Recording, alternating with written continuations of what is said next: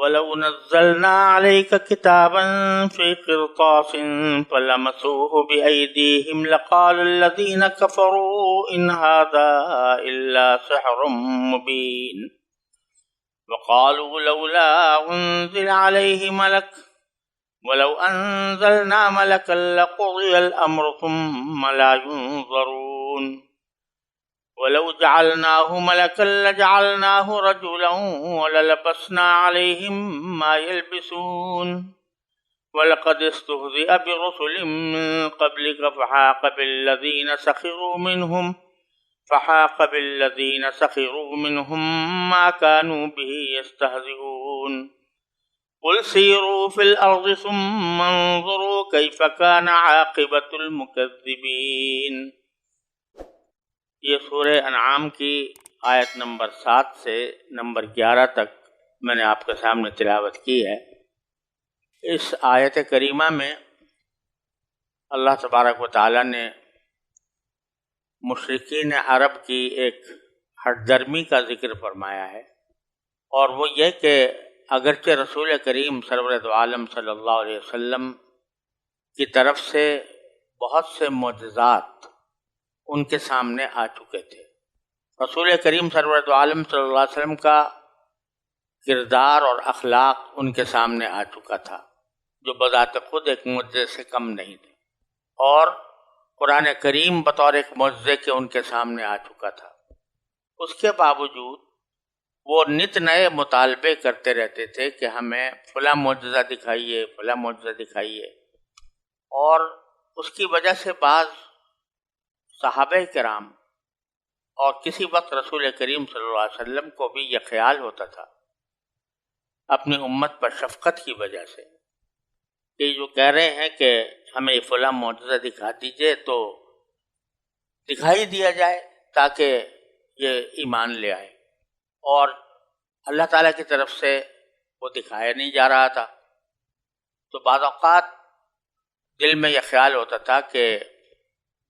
ہم ان کی ہدایت کے لیے اگر جتنی کوشش کر سکتے ہیں وہ کر لیں۔ تو اللہ تبارک و تعالیٰ نے اس صورتحال کے اوپر ان آیات کریمہ میں تبصرہ فرمایا ہے۔ ان کا ایک مطالبہ یہ تھا کہ وہ ہمارے پاس کتاب براہ راست کیوں نہیں آ جاتی، یہ رسول کریم صلی اللہ علیہ وسلم پر نازل ہو کر جو ہمیں پہنچائی جاتی ہے، اس کے بجائے براہ راست ہم پر کتاب نازل ہو جائے۔ اور بعض اوقات ان کا مطالبہ یہ ہوتا تھا کہ کوئی فرشتہ آ جائے رسول بن کر،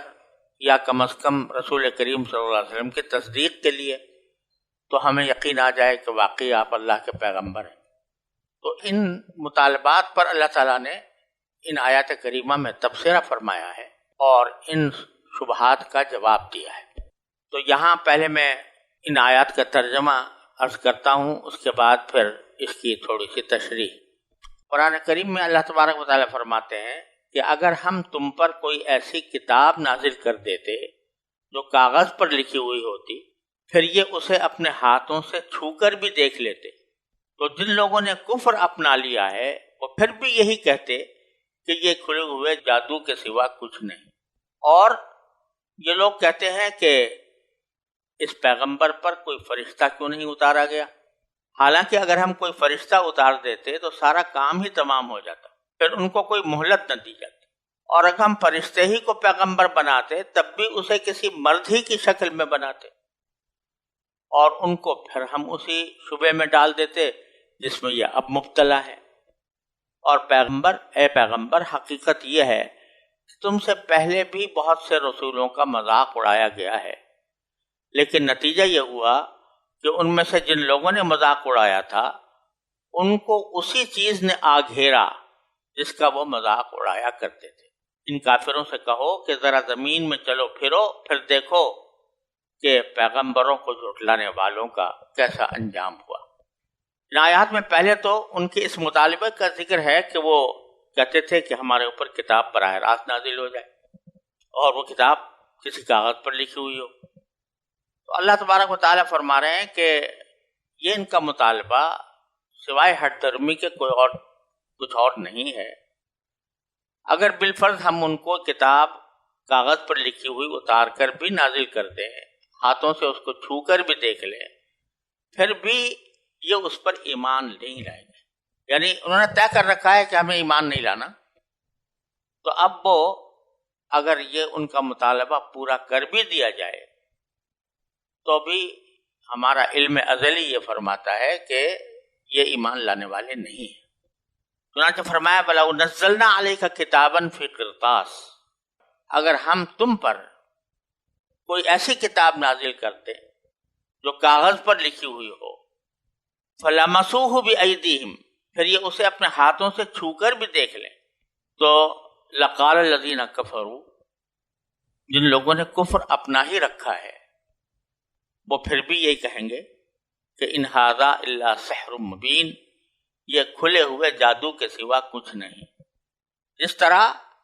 قرآن کریم جو ایک بذات خود معجزہ ہے، اس کے بارے میں بھی یہ لوگ کہہ رہے ہیں کہ یہ ایک جادو ہے، بعض اوقات جادو کہہ دیتے ہیں، بعض اوقات شاعری کہہ دیتے ہیں۔ اسی طرح اگر یہ کتاب بھی اس طرح نازل کر دی جائے تب بھی وہ اس کو صرف جادو کہیں گے، اور کتاب ان کے اوپر نازل کرنے کا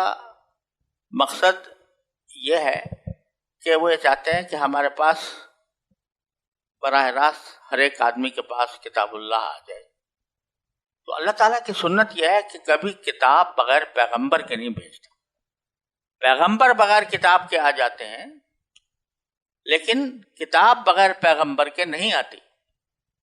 اور وجہ یہ ہے کہ کتاب کبھی بھی کسی انسان کی زندگی میں اصلاح کرنے کا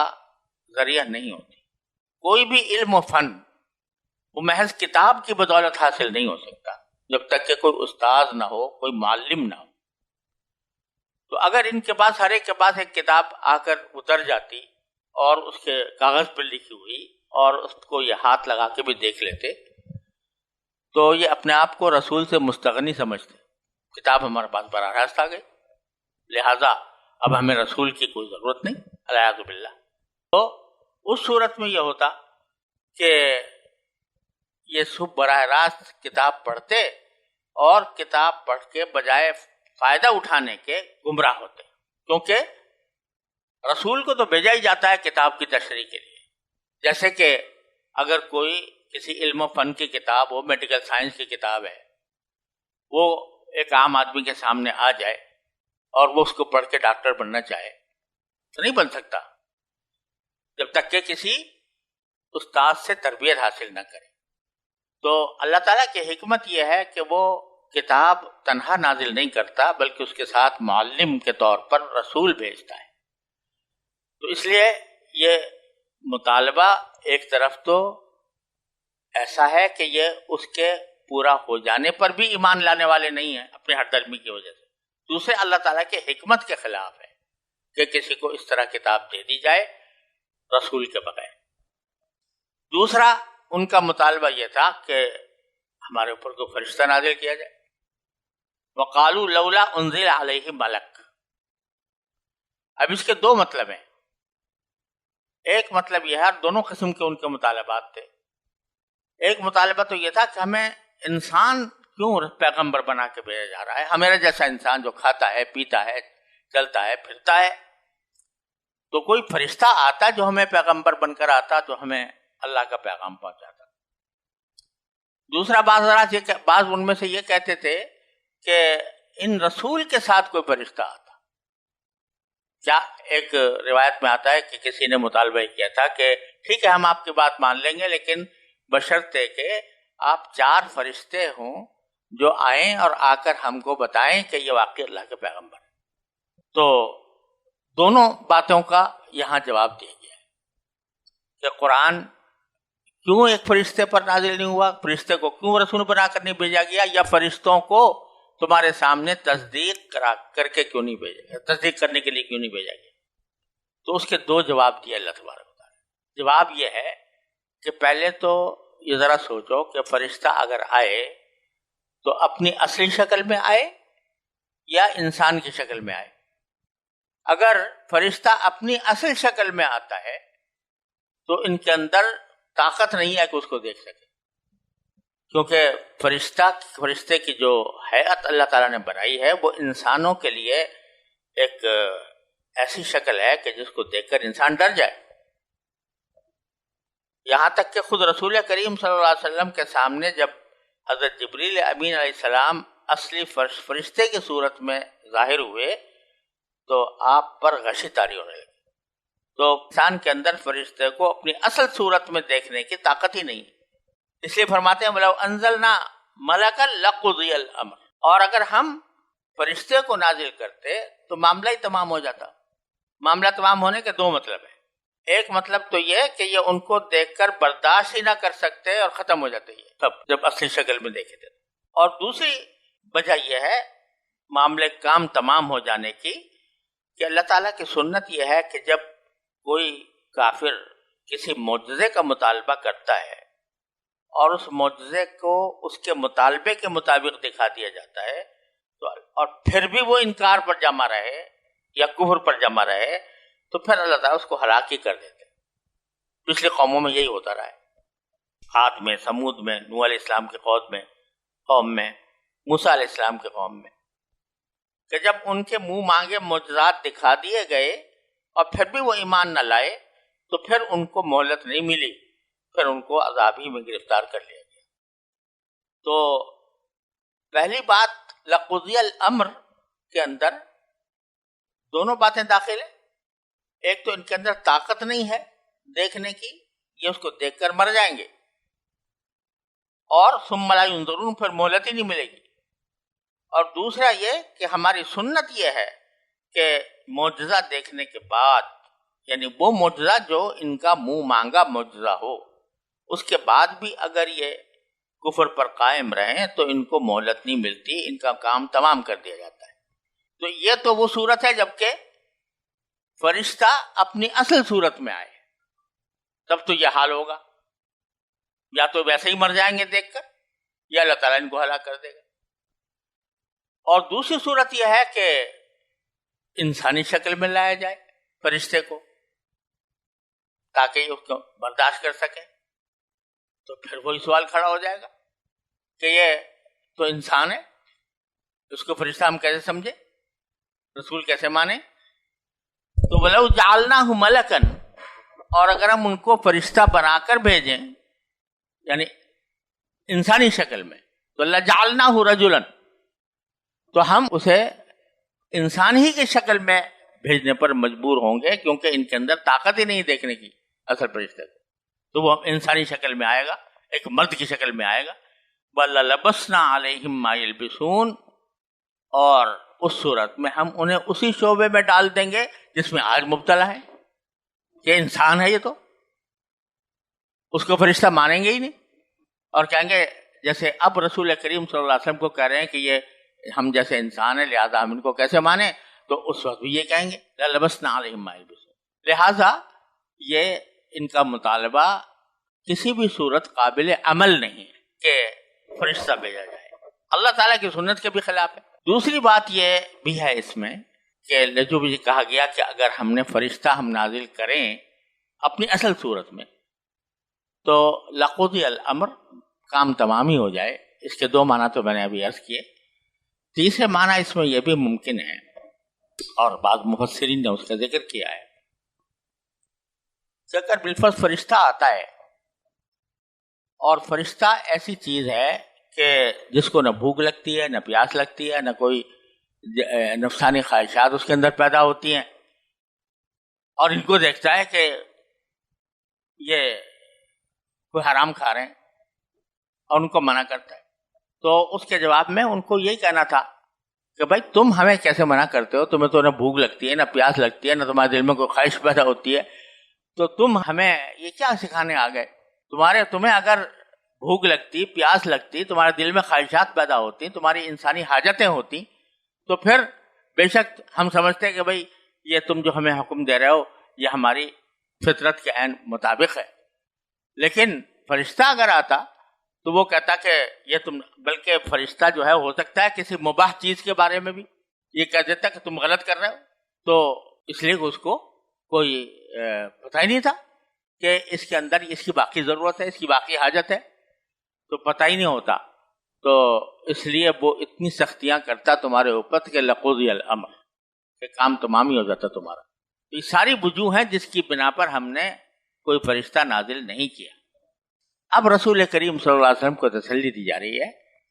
کہ یہ آپ کے دل میں یا صحابہ کرام کے دل میں جو خیال پیدا ہو رہا ہے کہ بھئی ان کے منہ کے معجزات دکھا دیے جائیں، ایک حجت تمام ہو جائے، یہ کم از کم ہو سکتا ہے کوئی ان میں سے ایمان لے آئے، تو رسول کریم صلی اللہ علیہ وسلم کو تسلی دی جا رہی ہے وَلَقَدِ اسْتُهْزِئَ بِرُسُلٍ مِّن قَبْلِكَ، آپ پرواہ نہ کریں، کیونکہ در حقیقت یہ تم سے پہلے بھی بہت سے رسولوں کا مذاق اڑایا گیا ہے، اور پھر یہ ہوا کہ جن لوگوں نے مذاق اڑایا تھا، جس چیز کا مذاق اڑایا تھا اسی نے ان کو آ گھیرا۔ فَحَاقَ بِالَّذِينَ سَخِرُوا مِنْهُمْ مَا كَانُوا بِهِ يَسْتَهْزِئُونَ، جن لوگوں نے مذاق اڑایا تھا ان کو اسی چیز نے آ گھیرا جس کا وہ مذاق اڑایا کرتے تھے۔ تو آپ ان کی فکر میں نہ پڑیں، جس طرح پہلے رسولوں نے برداشت کیا اس طرح آپ بھی برداشت کرتے رہیں، اور البتہ ان سے یہ بات کہہ دو کہ قل سیروا فی الارض، ذرا زمین پر میں چل پھر کر دیکھو، ذرا چلو، ثم انظروا، پھر دیکھو کیف کان عاقبۃ المکذبین، جن لوگوں نے رسولوں کو جھٹلایا تھا اور اسی قسم کے اعتراضات کیے تھے، اسی قسم کے مطالبے کیے تھے جیسے تم کر رہے ہو، تو ان کا انجام کیا ہوا؟ کیونکہ اہل عرب جو ہیں وہ خاص طور پر سمود کی بستیوں سے گزرتے تھے، جب تجارت کے لیے شام جاتے تھے تو سمود کی بستیاں راستے میں پڑتی تھیں، ان کو یہ دیکھا کرتے تھے کہ جس طرح کھنڈر بنے ہوئے ہیں، پوری کی پوری قوم ہلاک ہو گئی۔ اور اسی طرح بعض اوقات یمن کے اندر ان کا جانا ہوتا تھا، تو اس یمن کے اندر بھی وہ حضرت قوم عاد کا انجام دیکھا کرتے تھے۔ شام جانا ہوتا تھا تو لوط علیہ السلام کے بستیوں کو دیکھتے تھے کہ کس طرح تباہ ہوئی۔ تو بھائی وہاں چل کے دیکھو ان کے ساتھ کیا معاملہ ہوا۔ اگر تم بھی اسی روش پر کار بند رہو گے جس روش پر وہ قومیں تھیں، تو پھر تمہارا انداز بھی یہی ہونا۔ وآخر دعوانا